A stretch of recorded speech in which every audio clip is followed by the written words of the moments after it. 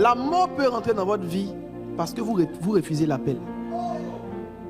Une grande servante de Dieu, Maria Woodwood, était. Dieu lui a dit, je veux que tu sois servante de Dieu, pasteur. Elle ne voulait pas répondre à l'appel. Elle avait 7 enfants. Le premier est mort. Dieu lui a dit, sers-moi. Sinon je vais en prendre un autre. Elle ne voulait pas répondre à l'appel. Dieu a pris le 2e. Dieu a pris le 3e. Dieu a pris le 4e. Dieu a pris le 5e. Sers-moi. Je vais en prendre un autre. Dieu a pris le 6e. À un moment donné, elle a accepté. De tous les temps, la femme qui a transporté la plus grande onction de tous les temps, c'est Maria Woodwood était. Tu vas souffrir jusqu'à quel point pour comprendre que Dieu t'interpelle? Il y a une bataille qui est inutile. Il a dit une chose dans la parole qui est forte. Il dit ne prenez pas le risque de vous battre contre Dieu.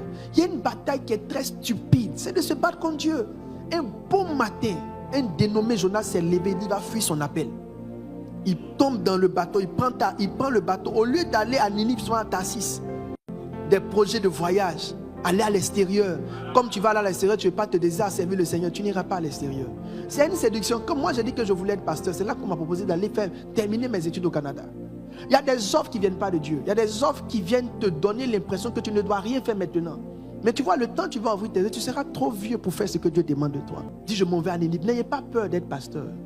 N'ayez pas peur de répondre à votre appel. N'ayez pas peur de faire un changement de voix 360 degrés. On peut découvrir son appel tard, mais une fois que tu sais que c'est ce que Dieu veut, arrête de faire le têtu. Il n'y a aucune prière qui peut te délivrer de tes problèmes.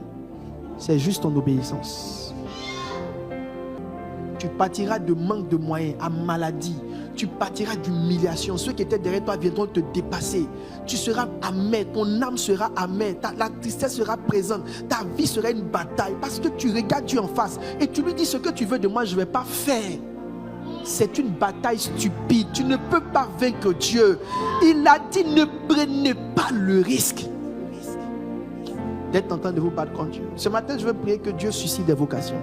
Tout appel de Dieu à un temps. Un moment va venir, Dieu il ne va plus insister, il va te laisser. Un temps va venir, ce que tu sens dans ton cœur ne va plus venir. Dieu va laisser, il va te laisser. Il ne va pas te poursuivre éternellement. Parce que les appels ont des temps. Il y a un temps où Dieu te fait rentrer dans une course. Quand Dieu t'appelle, si tu luttes, il va souffler sur toi. À chapitre 1, il dit, ainsi par l'Éternel, ce peuple dit, le temps n'est pas venu, le temps de rebâtir la maison de l'Éternel. Le temps de servir Dieu. Ce n'est pas toi qui définis le temps, c'est Dieu qui définit le temps.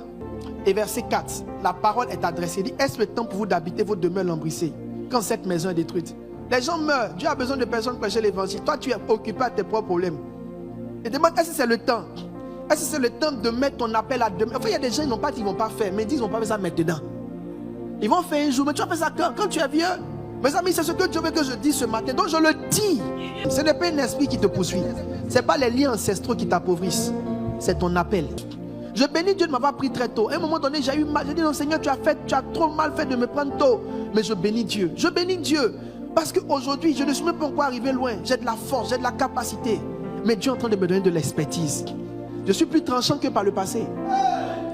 Ma compréhension est plus aiguisée. Et je suis encore jeune. Le royaume peut profiter de moi. Le jour où j'ai dit oui est le meilleur jour de ma vie. Oui à son appel. Oui à son nom. Il m'a honoré. Ceux qui ont le regard porté vers lui, le visage ne se couvre jamais de honte. Jamais de honte. Jamais de honte. Waouh! Des bonnes choses arrivent sur HRC Tchamala TV.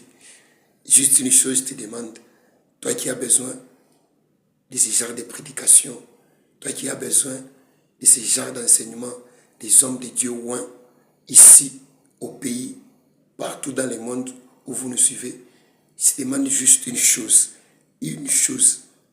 ça ne te coûte rien, 0 francs. Abonne-toi juste sur la chaîne.